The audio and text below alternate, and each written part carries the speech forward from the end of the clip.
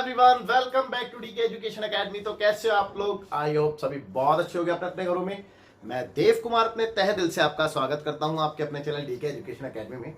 तो बच्चों, आज हम करने वाले हैं solution of exercise 1.2 chapter 1 real numbers class 10th mathematics. So far हमने इसका इंट्रो अपलोड कर दिया है और आप लोगों से गुजारिश है कि पहले आप इसका इंट्रो देखें, जिससे कि आपको इसका सॉल्यूशन बहुत अच्छे से क्लियर हो जाए। और मैं एक बात और कहना चाहूंगा आपसे, इसके सॉल्यूशन की वीडियो देखने से पहले आप एक्सरसाइज को सेल्फ ट्राई करें। अगर किसी क्वेश्चन में आप अटकते हो तभी इसको वीडियो को प्ले करके आप देखें, ठीक है ना। तो चलो स्टार्ट करते हैं अपने very first question, that is question number 1, जो कि पेज नंबर 11 एनसीईआरटी है। तो फटाफट से बच्चों रेडी हो जाइए, पेन कॉपी एनसीईआरटी बुक लेके। मैं क्वेश्चन को रीड करूं, आप लोग ध्यान से सुनेंगे, ठीक है।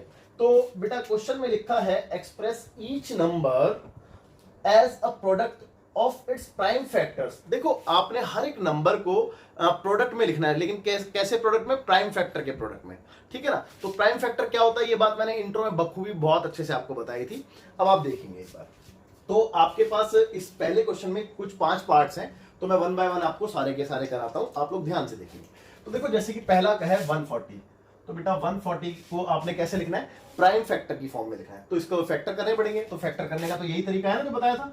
तो बेटा सबसे छोटा नंबर कौन सा है? 2 से करके देखो, 2 से जा रहा है, 7 सा 0 बिल्कुल जा रहा है। 2 से फिर से जा रहा है जी, बिल्कुल जा रहा है 35 टाइम्स में। फिर 2 से नहीं जा रहा, 3 से भी नहीं जा रहा, 5 से जा रहा है। तो 5 से 7 बारी में और फिर 7 से 1 बारी में, इसके आगे ये नहीं जाएगा, है ना। तो बच्चे क्या मैं 140 को ऐसे लिख सकता हूं? 140 is equal to 2 into 2 into 5 into 7, ठीक है। और इसी को रीराइट करके 2 to the power 2 into 5 into 7 लिख सकते हैं। और यही फॉर्म कहलाती है बेटा प्राइम फैक्टराइजेशन की फॉर्म, है ना, ठीक है। तो हमने इसको क्या कहते हैं, रीराइट कर दिया किसमें? एज अ प्रोडक्ट में। प्रोडक्ट किस चीज की प्रोडक्ट बेटा? प्राइम फैक्टर्स की प्रोडक्ट। तो आई होप आपको समझ में आया होगा। अब देखते हैं बच्चों सेकंड है, इसका दूसरा पार्ट देखते हैं। तो दूसरे पार्ट के लिए कितना है बेटा? 156। तो चलो देखते हैं भाई। देखिए, सबसे पहले छोटे नंबर से ट्राई करेंगे। सबसे छोटा प्राइम नंबर कौन सा होता है? 2 होता है ना। तो 2 से ट्राई करते हैं। तो 2 से बिल्कुल जा रहा है अभी। और हाँ, ये बात आपको पता है ना, 2 से कौन सी टर्म्स 2 से जाती है? जो इवन नंबर होते हैं, जिसके लास्ट डिजिट में इवन नंबर होगा, वो सब 2 से डिवाइड हो जाते हैं, ध्यान रखना। तो 2 से करा मैंने, 2 7 बारी में जाएगा, 2 से 14, 2 8 16, ठीक है। फिर से 2 से जाएगा क्योंकि पीछे इवन नंबर है। 2 3 6 और 2 9 18। अब इसके बाद 2 से तो नहीं जाएगा डेफिनेटली, है ना। अब देखते हैं 3 से जा रहा है। अच्छा, 3 से कौन से क्या कहते हैं नंबर्स डिवाइड हो जाते हैं? इस बात को अगर आपने ध्यान में रखना है तो एक ही तरीका है। आप बेटा जितने भी डिजिट होते हैं ना, ये जो नंबर है 39 एक नंबर है, इसके डिजिट क्या है बेटा? 3 और 9। इन जितने भी डिजिट होंगे सभी को प्लस कर लो भाई। 9 3 12, तो कितना आ गया? 12। अब देख लो, 12 जो है वो 3 की टेबल में आता नहीं आता? ये बात तो आपको पता होगी जी। आता है, बिल्कुल आता है। तो अगर 3 की टेबल में आता है इसका टोटल सम, तो फिर 3 से डिवाइड होगा, अदरवाइज नहीं होगा। तो बेटा ये 3 से डिवाइड डेफिनेटली होगा, है ना। तो 3 से 1 जा और 3 से 9 जा। अब ये किसी से नहीं आता, प्राइम नंबर होता है तो 13 से ही जाएगा, तो 13 बन जा। That's it. तो बच्चे अब आपका ये रीराइट होके कितना आ गया देखेंगे भाई। ये रीराइट होके आ गया 156 is equal to 2 into 2 2 into 2 into 3 into 13। और हाँ, इसको बेटा एक बात याद रखना, हमेशा असेंडिंग ऑर्डर में ही लिखना, बढ़ते क्रम में। सबसे छोटा नंबर, फिर बड़ा, है ना। तो यही सबका आंसर सेम आएगा। तो बेटा 2 raise to the power 2 into 3 into 13, इसको हम इस तरीके से लिख सकते हैं। और ये आपका आंसर हो गया। यहाँ पे ये भी आपका आंसर था, ठीक है। तो थर्ड पार्ट देखते हैं। अच्छा, मैं इसको साइड से रफ भी करता जाता हूँ क्योंकि ये तो रफ वर्क चल रहा है यहाँ पे, है ना। ओके, अब देखते हैं थर्ड पार्ट इसका। तो थर्ड पार्ट है बेटा 3825। चलिए, अब 2 से जा रहा है, गता ही नहीं जा रहा, 2 से साफ दिख रहा है क्योंकि पीछे इवन नंबर नहीं है। तो 3 से जा रहा है। अब 3 से जा रहा नहीं जा रहा, उसके लिए मेरे को इसको सबको प्लस करना पड़ेगा, सभी डिजिट्स को। तो देखो 8 2 10 10 5 15 15 16 17 18 भाई 3 से जा रहा है। 18 3 के टेबल में आता है डिजिट। तो 3 1 जा 3 3 2 जा 6 बचे 2 3 7 जा 21 और 3 5 जा 15, है ना। चेक कर लो। ओके, अब फर्दर 3 से डिवाइड हो रहा है नहीं हो रहा, ये पता लगाते हैं भाई। देखो ना, 7 5 12 12 और 2 12 13 14 15, फिर से 3 से डिवाइड हो रहा है। तो 3 4 जा 12 और 3 2 जा 6 3 5 जा 15। चलिए, फिर से 3 से हो गया। अब इसको देखते हैं 3 से हो रहा है या नहीं हो रहा। तो 5 2 7 7 4 11, नहीं हो रहा भाई। चेक कर लो, 4 2 6 5 11 नहीं, 11 3 के टेबल में नहीं आता, तो ये 3 से नहीं जाएगा। अब किससे जाएगा? अब देखो 5 से जा रहा है क्या? क्योंकि अगला प्राइम नंबर तो 5 ही है ना भाई, 4 तो प्राइम नहीं है। तो अगला प्राइम नंबर 5 है। तो देखो 5 से जा रहा है, तो 5 से बेटा ये भी बता दो, 5 से वो नंबर डिवाइड हो जाता है जिसके पीछे 5 या फिर 0 होता है, ये बात ध्यान रखना। तो इसके पीछे क्योंकि 5 है तो ये 5 से डेफिनेटली डिवाइड हो जाएगा। तो 5 से करेंगे इसको, 5 8 टाइम्स में आया 5 से 40 और 2 इधर गया तो 5 5 से 25, चेक कर लो। और फिर से 5 से जा रहा है क्योंकि पीछे 5 है ना। तो 5 से एक बारी में और 5 से 7 बारी में, चेक कर लो, 5 से 35 है ना। ओके, अब 17 तो एक प्राइम नंबर है तो 1 जा, दैट्स इट। ओके, तो आई एम श्योर आपको ये बात भी समझ में आ गई होगी। चलिए इसको रीराइट करके लिखते हैं। कितना था बेटा नंबर आपका, 3825 is equal to 3 into 3, check कर लो भाई, 3 into 3 into 5 into 5, 5 into 5 into 17। तो इसको हम रीराइट करके 3 टू द पावर 2 और 5 टू द पावर 2 इंटू 17 भी लिख सकते हैं और दैट्स योर आंसर। तो उम्मीद करता हूं आपको यहां तक कोई दिक्कत कोई परेशानी नहीं हो रही होगी और अच्छे से समझ में भी आ रहा होगा। चलिए इसको देखते हैं 5005 को, 5005। अब ये साफ नजर आता है, 2 से तो जाएगा नहीं, 3 से भी नहीं जाएगा क्योंकि इसका सम 10 आ रहा है, चेक कर लो, 10 3 के लेवल में नहीं आता है। तो बेटा 5 से जाएगा सीधा ही, तो 5 1 5, 0 का 0, 5 1 5। अब किससे जाएगा, अब समस्या आ गई कि अब किससे जाएगा, क्योंकि अब तो 5 से भी नहीं जाएगा और 2 से जाता तो पहले चला जाता, 3 से जाता तो पहले चला जाता। तो अब ये इस इधर तो किसी से नहीं जा रहा, तो देखते हैं इससे बड़ा प्राइम नंबर कौन सा होता है। तो 5 से बड़ा प्राइम नंबर होता है 7। तो चेक कर लो 7 से जा रहा नहीं जा रहा, चेक करते हैं, साइड में चेक कर लेते हैं, काम करते हैं रफ में। तो 7 से डिवाइड करके मैंने देखा, 7 एकम 7, बचे 3, 0 आ गया, 7 चौक 28, बचे 2, 1 आ गया और 7 या 21। बिल्कुल भाई 7 से पूरा पूरा चला गया है ना, चेक कर लो 143 टाइम्स में। तो 7 से किया तो 143 टाइम्स में पूरा चला गया। अब फर्दर किससे जाएगा, अब फर्दर क्या 7 से जाएगा, नहीं 7 से नहीं जाएगा, देखो चेक करो 14 तो कट जाएगा 7 से, लेकिन 3 बच जाएगा है ना। ओके, तो 7 से नहीं जाएगा, 7 से बड़ा फिर प्राइम नंबर कौन सा है, 7 से बड़ा 9 तो नहीं होता, 9 के बाद 11 होगा। तो 11 से चेक करते हैं 11 से जाएगा नहीं जाएगा, भाई रफ में देख लेते हैं, वैसे तो मुझे पता है 11 से जाएगा, लेकिन फिर भी तुम्हारे के समझने के लिए 11 1 11 बचे कितने 3, 11 3 13 है ना। तो 11 से 13 टाइम्स में चला गया। अब 13 खुद में एक प्राइम नंबर है तो एक ही बात आ जाएगा, दैट्स इट। तो मेरे बच्चों क्या आ गया आपका आंसर 5005 का, ये अच्छा था ना कंपैरिजन टू दिस, ये अच्छा क्वेश्चन था। तो बेटा 5005 को हम लिख सकते हैं 5 into 7 into 11 into 13, that's it. Okay, finally ये भी हो गया। चलिए लास्ट देखते हैं, लास्ट में क्या होने वाला है, कैसा रहने वाला है लास्ट, है ना। तो लास्ट और देख लेते हैं। तो 5th पार्ट में लिखा है 7429।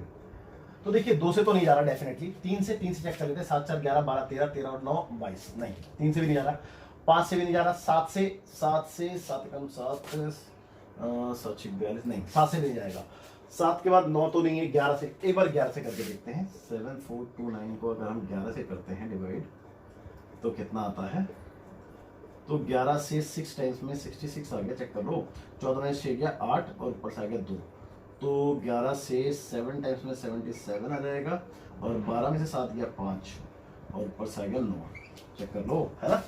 तो नहीं जा रहा भाई, दैट्स इट। तो ये इससे भी नहीं जा रहा, 13 से चेक करें तो 7429 13 से देखते हैं। तो 13 से करते हैं, 13 से करेंगे 13 5 65 13 75, 6 टाइम्स में करते हैं, 6 3 18 का 8 कैरी 1, 6 कम 6 और 1 7 78, नहीं ज़्यादा हो जाएगा, 5 टाइम में जाएगा। तो 13 5 65 65 और 14 में से 5 गया 9, 2 का 2, 13 7 91 91, 7 21 1 7 1 7 9, ठीक है। यहाँ पे गया 2 में से 1 गया 1, ऊपर से आया कैरी 1 9, नहीं भाई इससे भी जा रहा, तो 13 से भी नहीं जा रहा। 13 के बाद अगला प्राइम नंबर कौन सा होता है, देखिए वैसे मेरे को तो इसके प्राइम फैक्टर पता है, लेकिन मैं आपको करके इसलिए दिखा रहा हूं जिससे कि आपको समझ में आए चीजें क्या चल रही है ना। तो 13 के बाद अगला 14 में होता, 15 में होता, 16 में होता, 17 से देखते हैं। तो 7429 17 से होता है या फिर नहीं होता, 17 इंटू 74 है ना। तो 4 टाइम्स में देखते हैं, 4 बारी में 7 चौक 28 का 8 कैरी 2 और 4 एकम 4 2 6 68, क्योंकि 5 टाइम्स में तो ज़्यादा हो जाता, 85 हो जाता ना, 17 पंजे। ओके, तो 14 में से 8 गया 6, दैट से 6 बचेगा, और यहाँ पे था 6 में से 6 गया 0, ठीक है। ओके, ऊपर से आ गया 2 कैरी 2, अब 17 से 3 बारी में 17 3 51 51, 7 3 21 का 1 कैरी 2, 3 एकम 3 2 5, ठीक है। तो बेटा 2 में से 1 गया 1, 6 में से 5 गया 1, ऊपर से आ गया 9, चेक कर लो, ऊपर से 9 ही आएगा बिल्कुल। और 7 इसके बाद 9 टाइम्स में, नहीं 9 टाइम्स में ज़्यादा है, 6 7 46 77 49 7 बारी में, तो 7 49 का 9 कैरी हुआ 4 और 7 एकम 7 7 4 11, हाँ बिल्कुल भाई 17 से चला गया, देख लो चेक कर लो, 17 से 437 टाइम्स में चला गया। तो अगर मैंने इसको 17 से चलाया तो कितने टाइम्स में गया, 437 टाइम्स में गया। तो ये तो एक हो गया है ना, एक टास्क तो पूरा हो गया, लेकिन अभी आंसर तो नहीं आया ना। तो अब देखना ये है कि 437 फर्दर किससे जाएगा। तो 437 डेफिनेटली 17 से तो नहीं जाएगा, क्योंकि अगर ये 17 से जाना होता तो अभी हमने डिवाइड किया था तो ये रिमाइंडर 17 से कम देता है ना, समझ रहे हो ना। तो 17 से तो नहीं जाएगा, तो 17 से बड़ा नंबर कौन सा होता है प्राइम, 19 होता है, 19 से ट्राई करते हैं। तो 19 2 जा 38, तो 13 में से 8 गया 5, 8 5 13, और बस ऊपर से आ गया 7, और 19 5 जा कह रहा हूँ 3 जा 9 27 का 7 कैरी हुआ 2, 9 3 3 2 57, दैट्स इट। तो 23 टाइम्स में चला गया बेटा, किससे, 19 से, 23 टाइम्स। अब 23 अपने आप में एक प्राइम नंबर है, किसी से नहीं जाता, 23 से ही जाएगा, तो ये बन जाता, दैट्स इट। तो बेटा ये हो गया कंप्लीट, चेक कर लो भाई कंप्लीट हो गया है ना। तो इसके प्राइम फैक्टर क्या हो गए बच्चे, 7429 के प्राइम फैक्टर हो गए 17 19 23। ओके अच्छा, मैं इसको पहले रफ कर देता हूं, फिर आप नोट करना। ओके तो ये क्वेश्चन होता है बच्चों कंप्लीट। तो फटाफट से आप वीडियो को पॉज करके नोट कीजिए, फिर देखते हैं बच्चों। तो बच्चों देखते हैं क्वेश्चन नंबर 2, जो कि सेम पेज 11 एनसीईआरटी है। तो क्या कहता है, क्वेश्चन में लिखा है बेटा, find the LCM and HCF of the following pair of integers and verify that LCM into HCF is equal to product of the two numbers। देखो LCM into HCF is equal to product of the two numbers, ये एक formula है जो मैंने आपको intro में बहुत अच्छे से बता रखा है ना, ठीक है। तो वो उसको आपने वेरीफाई भी करके दिखाना है। चलो मैं लिख देता हूं एक बार ना। तो आपने वेरीफाई क्या करना है बेटा, LCM मान लो दो नंबर वो A एंड B है, LCM of A and B into HCF of A and B is equal to वो दो नंबर का प्रोडक्ट, यानी कि A इंटू B। इस चीज को आपने वेरीफाई भी करना है, ठीक है। तो यहां तक तो आपको कोई दिक्कत नहीं होनी चाहिए। अच्छा आपसे बोला क्या बेटा, एक तो एलसीएम और एचसीएफ फाइंड करना है, दूसरा इस चीज को वेरीफाई करना है। ये 3 पार्ट्स है ना क्वेश्चन में। चलिए वन बाय वन समझते हैं। देखो एलसीएम और एचसीएफ निकालना मैंने आपको बखूबी बहुत अच्छे से समझा रखा है, एक बार और देखते हैं ना। चलिए एक बार और देखते हैं। तो सबसे पहले अगर मैं इसका फर्स्ट का सॉल्यूशन करता हूं तो कैसे करते हैं बेटा, 26 और 91 दोनों को हम कैसे लिखते हैं, कैसे लिखते हैं बेटा, प्राइम फैक्टराइजेशन फॉर्म में, है ना। तो प्राइम फैक्टराइजेशन फॉर्म में लिखेंगे, दैट इज 2 इंटू 13, चेक कर लो भाई यही तो आएगा, है। और 91 को देखो 7 इंटू 13, भाई 13 7 जा 91 होता है, और दोनों ही प्राइम नंबर है, चेक कर लो। ओके इसके बाद देखिए एचसीएफ की अगर मैं बात करूं तो HCF बेटा हाईएस्ट कॉमन फैक्टर क्या है भाई, 13 ही तो है, चेक कर लो। ओके और LCM की अगर हम बात करें तो यहाँ पे जो कॉमन फैक्टर होता है उसको 1 टाइम्स लेते हैं और बचे हुए फैक्टर भी लेते हैं, है ना। तो 2 इंटू 7। देखिए मैं आपको एक बार और समझा देता हूँ, बात को समझना। देखिए इसमें हाईएस्ट HCF में क्या होता है, HCF में क्या होगा कि आपने क्या लेना होता है बेटा, लीस्ट पावर लेनी होती है ऑफ कॉमन फैक्टर, ठीक है। Least power of common factor आपने लेना होता है। तो जो भी इसमें छोटी पावर होगी, जैसे कि फॉर एग्जांपल यहाँ पे पावर 3 होती है और यहाँ पे पावर 1 होती, तो इन दोनों में लीस्ट 1 ही थी, है ना। तो हम 13 की पावर 1 ही लेते, ठीक है। और अगर एलसीएम होता तो एलसीएम में कैसे करते, एलसीएम में बेटा greatest power of common factor लेते हैं, greatest power of common factor, यानी कि अगर यहाँ पे पावर 3 और यहाँ पे 1 होती तो पावर 3 वाले लेते हैं हम यहाँ पे, और साथ ही जो अनकॉमन फैक्टर होते हैं वो भी हम लेते हैं। क्लियर है बात। तो देखो इन दोनों में बेटा हमने पावर ले ली, है ना, दोनों की पावर बेटा हाईएस्ट पावर 1 ही तो थी, तो 1 ले ली, और जो अनकॉमन फैक्टर थे वो भी ले ली। आई एम श्योर आपको क्लियर हुई होगी बातें, अगर नहीं हुई है तो बचे हुए 2 क्वेश्चन में हो जाएंगे, है ना। ठीक है अब देखो इसका मल्टीप्लिकेशन कर लेते हैं। तो 7 दूनी 14 या फिर 26 इंटू 7 करेंगे तो कितना आता है, 7 6 42 का 2 कैरी हुआ 4 और 7 दूनी 14 15 16 17 18 182। तो एलसीएम कितना आ गया बच्चे, 182 आ गया। ओके यहां तक तो आपको कोई डाउट नहीं होना चाहिए। अब इसके बाद वेरिफिकेशन देखते हैं ना। तो वेरिफिकेशन देखते हैं। तो नाउ वी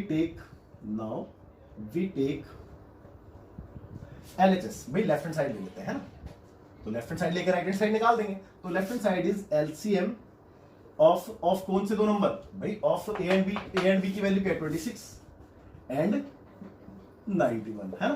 तो LCM of these two numbers into HCF of 26 91, ठीक है ओके।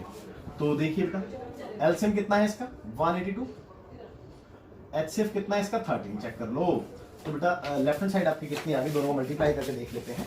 तो 182 इंटू 13, 3 से करेंगे 3 to 6 और 8 के 24 का 4 कैरी हुआ 2 और 3 1 3 और 2 5 है ना ओके।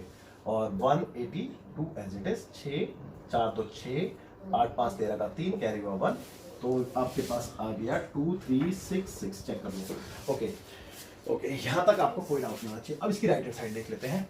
तो राइट हैंड साइड क्या है बेटा, तो RHS that is A into B है ना, A इंटू बी। तो A इंटू बी क्या थे वो दो नंबर 26 इंटू 91 है ना, ये दोनों थे।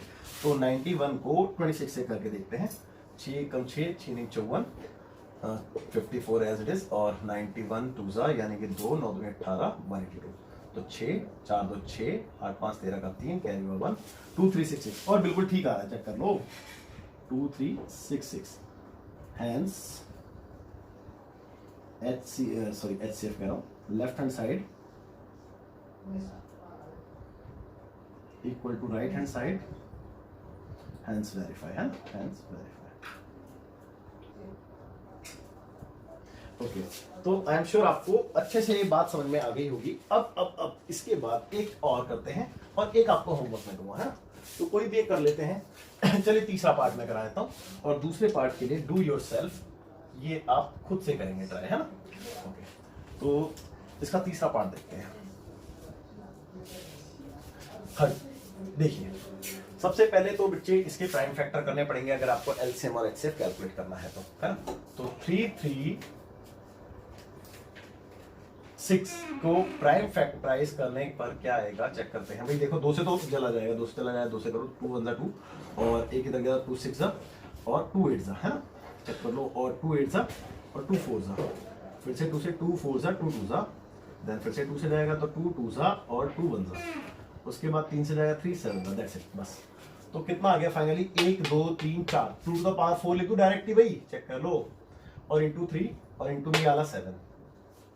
आई एम श्योर कोई दिक्कत कोई परेशानी नहीं होगी है ना।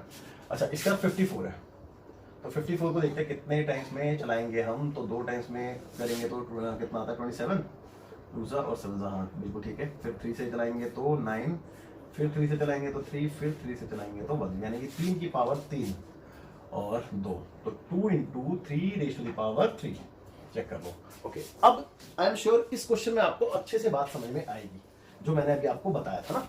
तो देखो मैंने आपको बताया था HCF क्या होता है बेटा, HCF और कुछ नहीं, इसको कहते हैं कॉमन फैक्टर के लीस्ट पावर को, लीस्ट पावर। अब देखो यहाँ पे पावर 1 है, यहाँ पे पावर 4 है, इन दोनों में लीस्ट पावर है 2, चेक कर लो। तो 2 और इधर अगर मैं बात करूं तो लीस्ट पावर 3 है, तो यानी कि 6 आ गया, या यहीं पे लिख देता हूं 6, ठीक है चेक कर लो। मेरे हिसाब से कोई डाउट नहीं होना चाहिए, ठीक है। अब इसके बाद LCM की बात करें अगर हम LCM, तो मैंने बताया था आपको कि कॉमन फैक्टर की ग्रेटेस्ट पावर लेते हैं और जो अनकॉमन फैक्टर्स है वो भी ले लेते हैं। तो इन दोनों में greatest power 2 to the power 4 है, इन दोनों में ग्रेटेस्ट क्या है 3 टू द पावर 3 है, और अनकॉमन क्या है 7 है ऑलरेडी, चेक कर लो ओके। तो इन तीनों का प्रोडक्ट जो भी आएगा वो होगा, है ना। तो एक काम करता हूं मैं फटाफट से कैलकुलेटर का यूज करके एक बार मल्टीप्लाई करके देख लेता हूं, है ना। तो बच्चों कितना था 2 टू द पावर 4 यानी कि 16 इंटू 3 टू द पावर 3 यानी 27 और इंटू में 7, है ना। तो ये आ गया आपका 3024 दैट्स इट। तो HCF भी आ गया, LCM भी आ गया। अब आपको क्या करना है बेटा, वेरीफाई करना है ना। तो नाउ वी टेक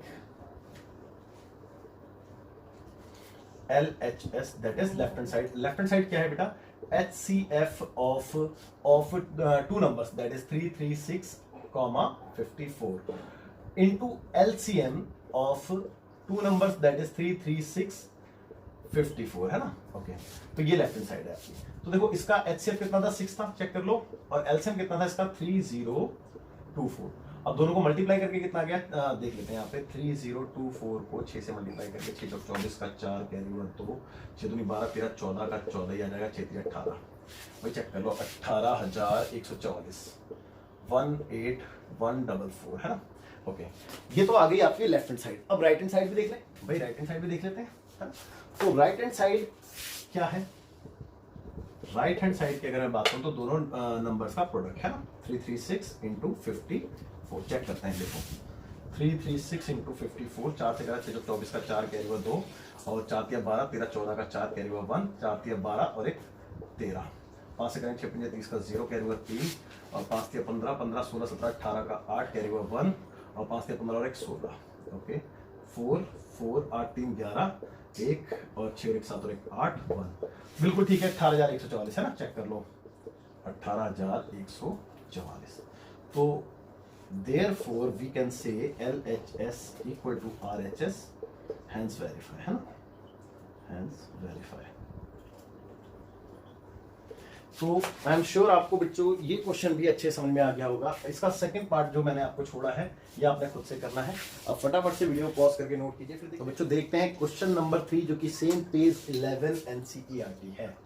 तो क्या कहता है, देखो क्वेश्चन में लिखा है कि find the LCM and HCF of the following integers by applying the prime factorisation method. तो अपने प्राइम फैक्टराइजेशन मेथड को अप्लाई करके LCM और HCF निकालना है सिंपली। अभी सिमिलरली हमने क्वेश्चन नंबर 2 भी किया था, बिल्कुल एज इट इज था, बस उसमें फर्क इतना है कि 2 नंबर्स थे और उसका LCM HCF निकाल के वेरीफाई भी करना था। यहाँ पे 3 नंबर्स है और सिर्फ LCM HCF निकालना है ना। चलिए देखते हैं, तो 1 बाय 1 देखेंगे। तो बेटा LCM और HCF के लिए सबसे पहले इसका प्राइम फैक्टराइजेशन करना पड़ेगा। तो 12 भाई 12 को हम क्या लिख सकते हैं, चेक करेंगे। 2 से किया तो 6, 2 से किया 3 और 3 से किया 1, दैट्स इट। 2 की पावर 2 इंटू 3 ये लिखेंगे 15 15। भाई देखिए 15 को क्या लिख सकते हैं, तो 15 को हम लिख सकते हैं 2 से तो नहीं जाएगा, 3 से जाएगा, 3 से 5 बारी में और 5 से 1 बारी में, दैट्स इट।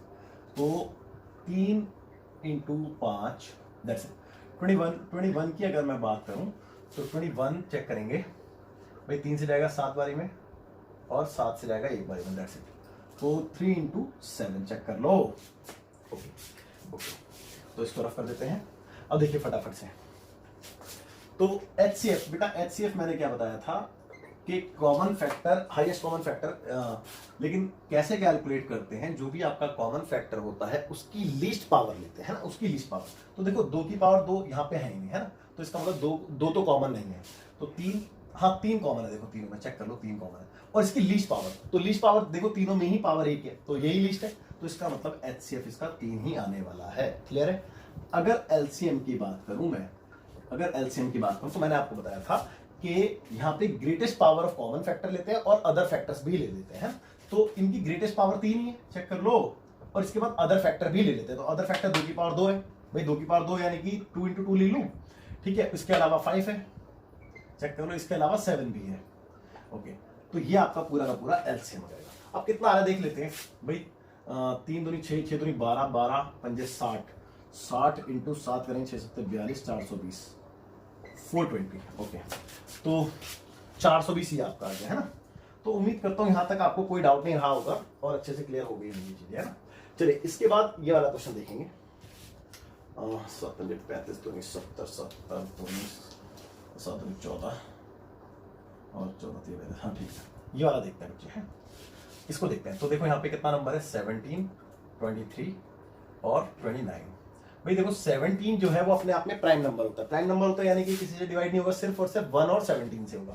तो क्या मैं इसको 1 इंटू 17 लिख सकता हूँ, बिल्कुल लिख सकते हैं। सिमिलरली 23 भी एक प्राइम नंबर है, तो ये भी किसी से नहीं जाएगा, ये भी सिर्फ और सिर्फ 1 और 23 से ही जाएगा। सिमिलरली 29 भी एक प्राइम नंबर होता है, चेक कर लो। और अब मैं बात करूं अगर HCF की, तो HCF मैंने बताया जो कि कॉमन होना चाहिए और उसकी लीस्ट पावर ली जाती है ना, उसकी लीस्ट पावर। तो इसमें कॉमन सिर्फ और सिर्फ 1 ही है, तो इसका HCF 1 ही होगा, है ना। अब मैं बात करता हूं इसके LCM की। तो बेटा LCM में कॉमन फैक्टर तो लिया जाता है उसकी हाईएस्ट पावर, और उसके साथ अदर फैक्टर भी ले लिए जाते हैं, यानी कि 17 इंटू 23 इंटू 29। तो इन तीनों का प्रोडक्ट बेसिकली करना है। तो एक बार मैं कैलकुलेटर से फटाफट से कर देता हूं, देखेंगे बच्चों फटाफट से कितना है, 17 इंटू 29 इंटू 23, ओके, तो 11,331 यानी कि 11,339, 11,339, 11,339, दैट्स इट। ओके, तो ये क्वेश्चन भी आपको अच्छे से क्लियर हो जाना चाहिए, है ना। चलिए इसके बाद वो देखते हैं थर्ड वाला। तो थर्ड में 3 नंबर कौन से बेटा, 8, 9 एंड 25। तो 8 को हम क्या लिख सकते हैं, 2 टू द पावर 3, चेक कर लो। 9 को लिख सकते हैं 3 टू द पावर 2 और 25 को लिख सकते हैं 5 टू द पावर 2, चेक कर लो। तो अगर मैं बात करूं HCF की, तो इसमें तो कुछ भी कॉमन नहीं है, तो बेटा सिंपल सी बात है, इंटू 1 तो होगा ही भाई, इंटू 1 नहीं होगा, 1 तो कॉमन है। अगर कुछ कॉमन नहीं है तो 1 तो कॉमन है ना। तो HCF तो आ गया 1। इसके बाद बात करते हैं LCM की। तो LCM क्या होता है, कॉमन फैक्टर की ग्रेटेस्ट पावर। तो कॉमन फैक्टर तो कोई यहाँ पे है ही नहीं, तो 1 ही है कॉमन। और इसके अलावा अनकॉमन फैक्टर भी ले लिए जाते हैं। तो अनकॉमन फैक्टर में 8 खुद है ना, यहाँ पे 9 खुद है, और इसके अलावा 25 भी खुद है। तो इसका मतलब इन सब का प्रोडक्ट जो भी होगा वो आपका LCM होगा। तो मैं एक बार फटाफट से कैलसी का यूज करके इसको भी निकाल लेता हूँ। 25 इंटू 9 इंटू 8, दैट्स इट। तो ये आपका आ गया 1800, दैट्स इट। तो बच्चों इतना ही क्वेश्चन में बोला गया था, और उम्मीद करता हूँ आपको अच्छे से क्लियर हो गया होगा। अब फटाफट से वीडियो पॉज करके नोट कीजिए। बच्चों देखते हैं क्वेश्चन नंबर 4, जो कि सेम पेज 11 NCERT है।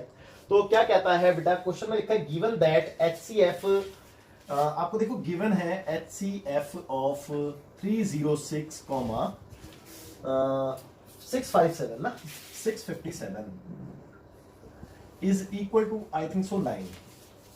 हाँ डेफिनेटली 9 ही है, 657 इक्वल टू 9 है ना।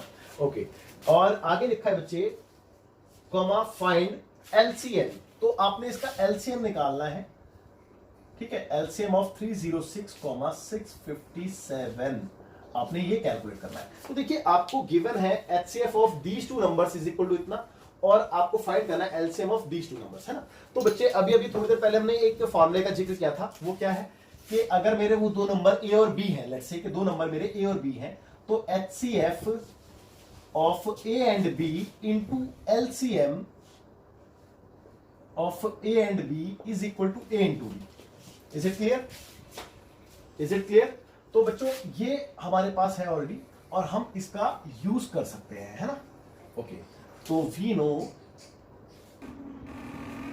नो दिस, है ना। ओके, अच्छा अब देखते हैं आगे इसका हम यूज किस तरीके से करेंगे। आपको निकालना क्या बेटा, LCM निकालना है। तो इसका मतलब LCM निकालना है, तो LCM को छोड़ के बाकी सबको मैं ट्रांसफर कर दूंगा। तो इसका मतलब LCM of these two numbers यानी कि दो नंबर्स कौन से हैं, A एंड B है आपके ये और ये, यानी कि 306, 657, चेक कर लो। इक्वल टू बेटा क्या है, देखो ध्यान से देखेंगे, A इंटू B, तो A और B तो यही है, तो 306 इंटू 657, और अपॉन में आ जाएगा HCF, है ना। तो इन दोनों का HCF क्या है बेटा, चेक कर लो, 9 है ना भाई। क्लियर है यहाँ तक, आई एम श्योर यहाँ तक कोई डाउट नहीं होगा आपको। अब देखिए 3 से कैंसिल करते हैं, 3 जा और 3 से ये भी कैंसिल हो जाएगा, 1 जा और 2 जा।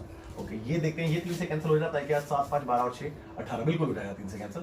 तो 3 से 2 टाइम्स में, 3 से 1 टाइम्स में, और 3 से 9 टाइम्स में, है ना, 3 में 27। ओके, तो बच्चे LCM of 306, 657 is equal to what, is equal to 102 into 219, check कर लो। अच्छा, इसको फटाफट से मैं कैलकुलेटर का यूज करके मल्टीप्लाई कर देता हूँ। तो बच्चों कितना मल्टीप्लाई करना है हमने, 102 इंटू 219, तो ये आ गया 22,338, 22,338, 22,328 है ना, 328 नहीं 338, 338 है ना, 338। Okay, that's your answer. और आई एम श्योर कि आपको अच्छे से समझ में आ गया होगा, बिल्कुल सिंपल क्वेश्चन था, बस ये फॉर्मूला आपको पता होना चाहिए, है ना। तो चलिए फटाफट से आप वीडियो पॉज करके नोट कीजिए, फिर देखते हैं। तो बच्चों देखते हैं क्वेश्चन नंबर 5, जो कि सेम पेज 11 NCERT है। तो क्या कहता है ये क्वेश्चन, कहता है कि check whether 6 raised to the power n can end with the digit 0 for any natural number n। यानी कि कहता है कि 6 की पावर n का n की किसी भी वैल्यू के लिए क्या कोई ऐसा आंसर हो सकता है जिसका लास्ट डिजिट 0 हो, है ना। आपको याद होगा इस टाइप का क्वेश्चन हमने 4 raised to the power n example number 5 में भी किया था, इसके इंट्रो में, है ना। तो बिल्कुल सिमिलर वैसे ही करना है। मैंने आपको ये बताया था कि अगर पीछे का एक डिजिट आपने 0 दिखाना है, तो इन दैट केस इसके फैक्टर में 2 into 5 होना चाहिए। अगर पीछे के 2 डिजिट 0 दिखाने हैं, तो इन दैट केस इसके 2 पेयर होने चाहिए इस तरीके से, यानी कि कुल मिला के हम ये भी लिख सकते हैं इसको कि 2 की पावर 2 इंटू 5 की पावर 2। इसी प्रकार अगर 3 डिजिट पीछे के जीरो दिखाने हैं तो ऐसे 3 पेयर होने चाहिए, यानी कि 2 की पावर 3 इंटू 5 की पावर 3। ठीक है, क्लियर है इतनी बात। अब हमने बस इसी कंक्लूजन पे पहुंचना है कि क्या इसके फैक्टर करने पर कि ऐसा पेयर बनता है, 2 इंटू 5 का पेयर बनता है या नहीं, क्योंकि हमें एक डिजिट जीरो दिखाना है पीछे का, है ना। तो अगर ऐसा पेयर बनता है 2 इंटू 5 का, तो हम ये कह सकते हैं कि हाँ भाई इसका एंड डिजिट जीरो होगा, अदरवाइज इसका एंड डिजिट जीरो नहीं होगा। तो चलिए चेक करते हैं। भाई मैंने 6 की पावर n के सॉल्व किया, मतलब कैलकुलेट किया, तो 2 into 3 raise to the power n ऐसे लिख सकता हूँ इसको। अब आपको पता होगा कि पावर आप इंडिविजुअली ऐसे करके भी लिख सकते हैं, है ना, ये रूल होता है एक्सपोनेंट का। ओके, तो अब एक बात बताइए, n की कोई भी वैल्यू ले लूं मैं, अगर 1 लूंगा तो 2 इंटू 3 आएगा, 2 लूंगा तो बेटा 2 लूंगा तो क्या रहेगा, 2 की पावर 2 का मतलब क्या है कि 2 को 2 बार लिखूंगा, 3 को भी 2 बार लिखूंगा। n की वैल्यू अगर मैंने 3 ले ली तो 2 को 3 बार लिखूंगा और 3 को भी 3 बार लिखूंगा, 4 ले ली तो 2 को 4 बार लिखूंगा, 3 को भी 4 बार लिखूंगा, एंड सो ऑन। लेकिन कहने का मतलब ये है कि क्या इसमें किसी भी n की कोई भी वैल्यू रखने पर क्या इसमें 5 आ सकता है? भाई क्या इसमें 5 आ सकता है? आप बताओ, क्या इसमें 5 आ सकता है? बिल्कुल नहीं आ सकता। अगर इसमें 5 नहीं आ सकता तो ऐसा पेयर बनेगा ही नहीं जिंदगी में। अगर ऐसा पेयर जिंदगी में बनेगा ही नहीं n की किसी भी वैल्यू के लिए, तो इसका एंड डिजिट जीरो नहीं हो सकता। तो कुल मिला के क्वेश्चन तो इतना ही है। अब इसका प्रेजेंटेशन देख लो। तो 6 raise to the power n is equal to 2 into 3 raise to the power n, तो इसको इंडिविजुअल करते हैं तो 2 की पावर n इंटू 3 की पावर n। तो we do not have 5 as a factor, तो हमारे पास यहाँ पे 5 एज अ फैक्टर नहीं है, ठीक है, इन 6 raise to the power n में, ठीक है। And hence we do not have a pair of 2 into 5, तो हमारे पास 2 इंटू 5 का कोई पेयर भी नहीं है। So and digit can never be zero, तो इसका एंड डिजिट जो है कभी भी जीरो नहीं हो सकता। और आई एम श्योर आपको ये क्वेश्चन अच्छे समझ में आ गया होगा, क्योंकि सिमिलर क्वेश्चन जो था वो 4 raise to the power n यानी कि एग्जांपल नंबर 5 वाला था, है ना। तो फटाफट से आप वीडियो को पॉज करके नोट कर लीजिए, फिर देखते हैं। बच्चों देखते हैं क्वेश्चन नंबर 6 जो कि सेम पेज 11 एनसीईआरटी है। तो कहता है explain why 7 into 11 into 13 7 into 11 into 13 और प्लस 13, ठीक है।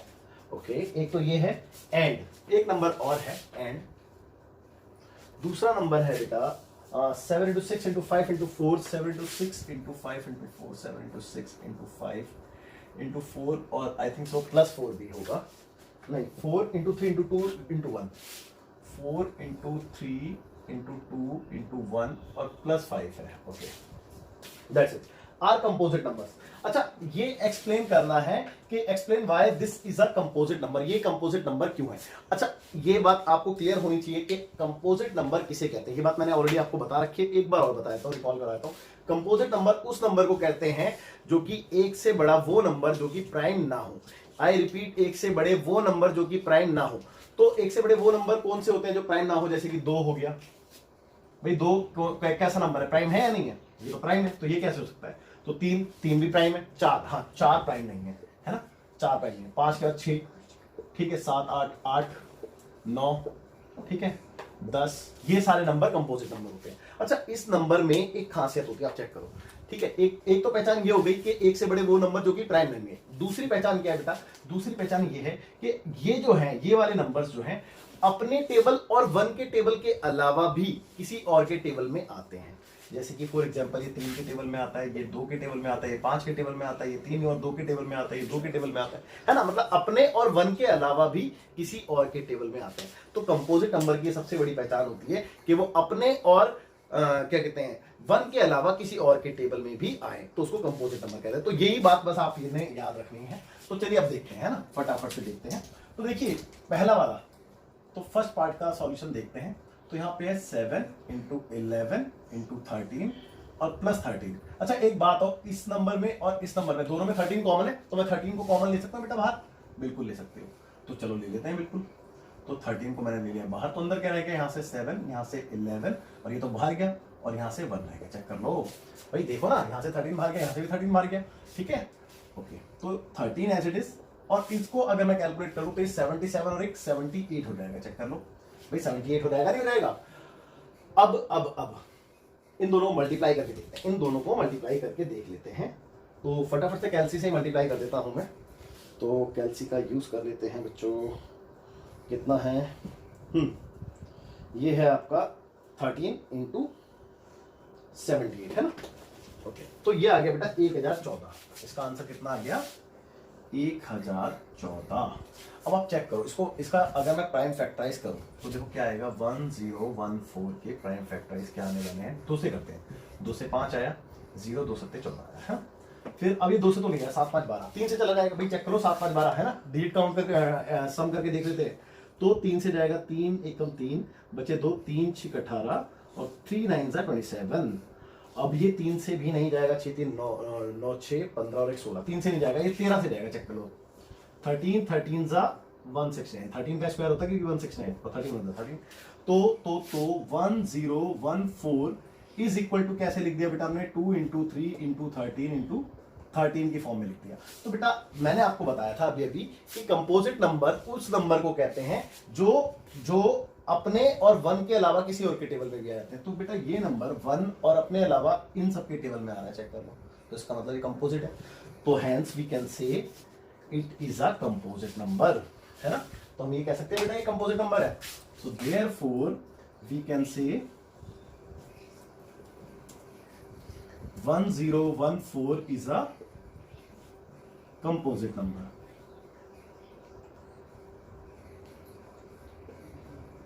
ओके, और उम्मीद करता हूं बच्चों ये आपको बहुत अच्छे से क्लियर हुआ होगा, है ना। चलिए इसका सेकंड पार्ट भी देखते हैं। तो सेम ही है, बिल्कुल सेम ही करना है। तो इसको और देखते हैं। तो क्या है बेटा, 7 × 6 × 5 × 4 × 3 × 2 × 1 और +5।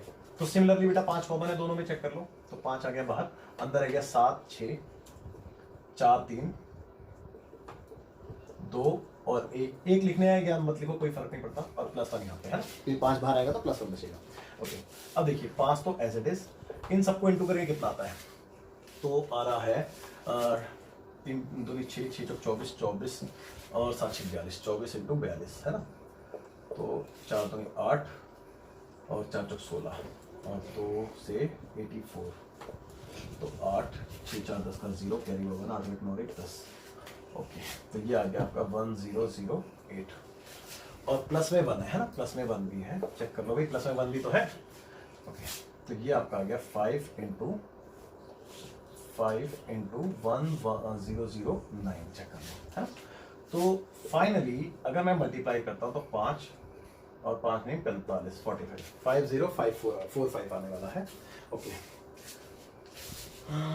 एक बार मैं इसकी कैलकुलेशन चेक कर लेता हूँ बेटा, कहीं ऐसा ना गलत हो जाए। 7 × 6 × 4 × 3 × 2, हाँ 2 तक ही था, × 1 1008 और +1 करेंगे 1009 × 5 करेंगे तो 5045, बिल्कुल ठीक आ रहा है 5045, ठीक है। तो इतना आ गया बच्चे। अब इसके प्राइम फैक्टराइजेशन कर लेते हैं। तो इसके प्राइम फैक्टराइजेशन कितने आने वाले हैं उसको देखते हैं। तो देखिए 5045, भाई 2 से तो नहीं जाएगा, 3 से चेक कर लेते हैं, 3 से जाएगा नहीं जाएगा। तो 5 5 4 5 10 10 4 14, 3 से भी नहीं जाएगा। तो फिर 5 से जाएगा, सिंपल सी बात है, 5 से जाएगा ना, देखो पीछे 5 है तो 1 0 और 5 नहीं 45, यही आएगा भी, चेक कर लो, है ना। अब इसके आगे 1009 तो मेरे ख्याल से 3 से नहीं जाएगा, 2 से ना, 1009 आई थिंक सो कि शायद किसी और से ना जाए। अगर जाए भी तो हमें फर्क नहीं पड़ता, क्योंकि हमने तो बस ये दिखाना है कि अपने और 1 के अलावा भी किसी से जाता है। तो हमने दिखा दिया 5 से जाता है और 1009 से जाता है, इतना काफी रहेगा कंपोजिट प्रूफ करने के लिए। तो बस इतना काफी है। तो 5 × 1009 हम इसको दिखा सकते हैं एज अ प्राइम फैक्टराइजेशन। और इतना कहने का मतलब ये होता है कि ये बन गया कंपोजिट नंबर। तो therefore we can say 5045 basically है क्या ये इसके इक्वल टू में आप चाहो तो ये नंबर लिख देना, और इसके इक्वल टू में बेसिकली आप ये लिख देना है, मैं नहीं लिख रहा हूं, आप चाहो तो लिख देना, is a composite number, is a composite number.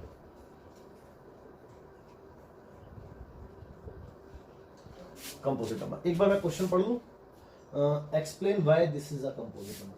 तो आपको सिर्फ और सिर्फ एक्सप्लेन करना था कि ये क्यों कंपोजिट नंबर है, और उम्मीद करता हूं आपको समझ में आ गया होगा क्यों कंपोजिट नंबर है, क्योंकि ये दोनों नंबर्स अपने और 1 के अलावा किसी और से डिवाइड हो जाते हैं, इसीलिए कंपोजिट नंबर। तो फटाफट से बेटा वीडियो पॉज करके नोट कीजिए, फिर देखते हैं लास्ट क्वेश्चन। बच्चों देखते हैं क्वेश्चन नंबर 7 जो कि सेम पेज 11 एनसीईआरटी है। तो ये लास्ट क्वेश्चन रहने वाला है आज की वीडियो का। देखिए कहता है कि there is a circular path around a sports field Sonia takes 18 minutes to drive one round of the field while Ravi takes 12 minutes for the same. कहने का मतलब समझो कि एक स्पोर्ट्स फील्ड है, उसके अंदर एक क्या कहते हैं, सोनिया और रवि राउंड लगाते हैं, ठीक है ना। तो सोनिया कितना टाइम लेती है एक राउंड लगाने में, 18 मिनट्स है ना, जबकि रवि कितना टाइम लेता है बेटा, 12 मिनट्स लेता है, ठीक है। यहां तक क्लियर होना चाहिए आपको। आगे लिखा है suppose they both start at the same point. अगर मान लो कि ये एक ही पॉइंट से स्टार्ट करते हैं, मान लो यहां से स्टार्ट करते हैं, है ना, okay, same point eight the same time और सेम टाइम पे, and go in the same direction, और ये एक ही डायरेक्शन में जा रहे हैं, ठीक है, ओके। कहता है कि after how many minutes will they meet again at the starting point. तो ये कितने टाइम बाद स्टार्टिंग पॉइंट पे मिलेंगे, ये निकालना है। अब एक बात आओ भाई, रवि थोड़ा सा तेज भाग रहा है और सोनिया कितना थोड़ा स्लो है, क्योंकि वो 18 मिनट्स ले रही है और वो रवि जो है वो 12 मिनट्स ले रहा है। तो ये कितने टाइम बाद दोबारा सेम पॉइंट पे मिलेंगे, ये हमने बताना है। तो बेटा एक बात हो, सिंपल सी बात बताओ, वैसे तो ये क्वेश्चन बहुत इजी है, सिंपली मैं आपको कह दूंगा 18 और 12 का एलसीएम निकाल लो, दैट्स इट, बस इतना ही करना है। लेकिन करना कैसे है, ये कैसे पता चलेगा कि हमने एलसीएम निकालना है, इस चीज को समझने के लिए थोड़ा ध्यान देंगे आप लोग, ठीक है ना। चलिए देखते हैं। तो एक बात आओ, जब ये भागेंगे तो जाहिर सी बात है ये बहुत बार मिलेंगे, बहुत बार मिलेंगे, है ना। लेकिन आपने पहली बार बताना है कि पहली बार ये कब मिलेंगे, यानी कि लीस्ट पॉइंट बताना है आपने, है ना, इस चीज को समझना।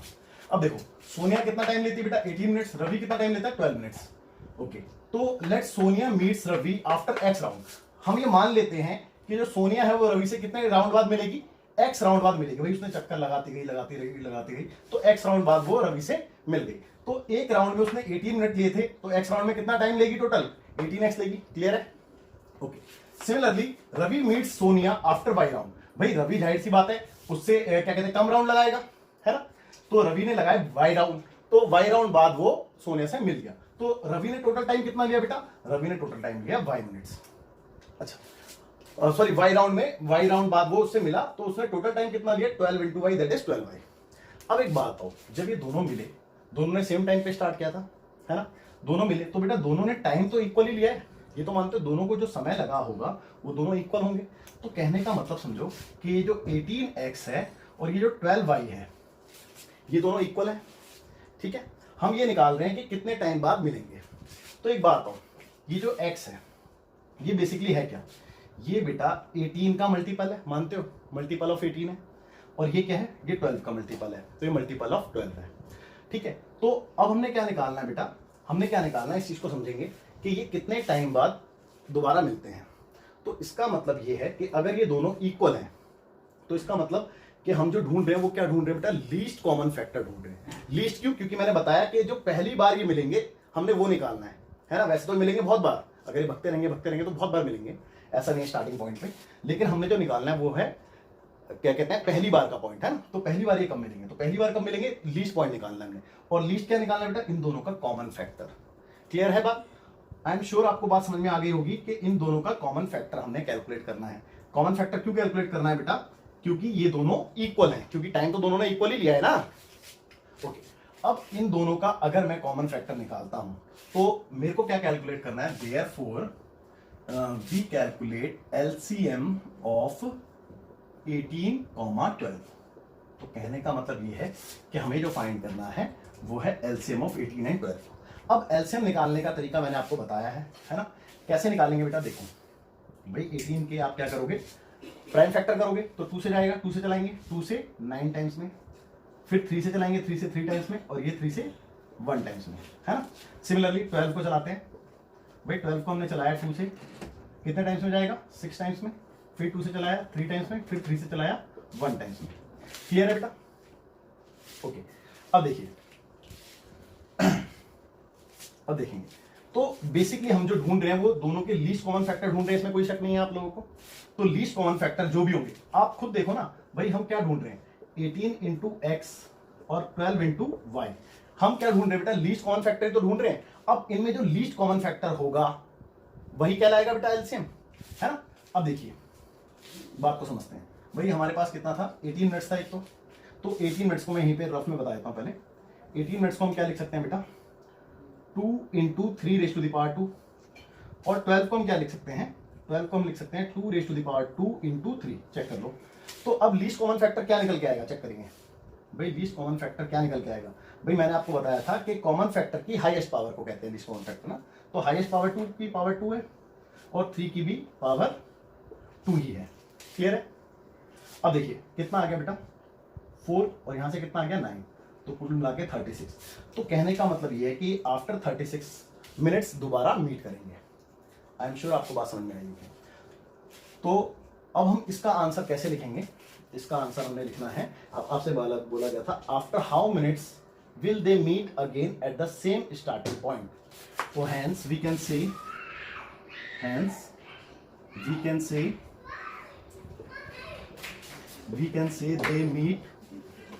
they meet again at the starting point